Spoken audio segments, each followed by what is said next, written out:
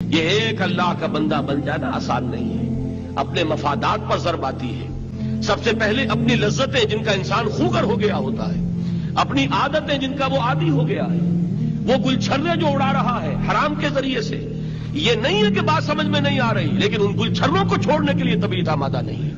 وہ چاہے نجی سطح سے لے لیجئے، کون نہیں ہم میں سے جانتا کہ صرف اللہ کا بندہ بننا چاہیے؟ کون نہیں جانتا کہ سود حرام ہے؟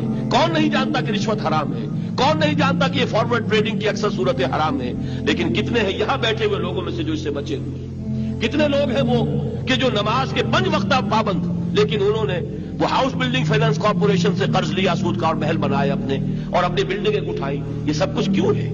جانتا ہوں ثواب اطاعت و زہد پر طبیعت ادھر نہیں آتی، جہاں مفادات کا معاملہ آتا ہے بڑا کٹھن مرحلہ ہے، بہت مشکل ہے۔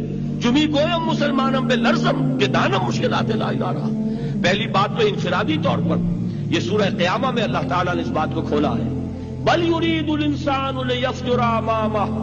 انسان چاہتا ہے کہ جو فسق و فجور کی زندگی کا وہ عادی ہو چکا ہے اس کو برقرار رکھے، عادی ہو چکا ہے وہ کیسے چھوڑے؟ کس طریقے سے ان مفادات کو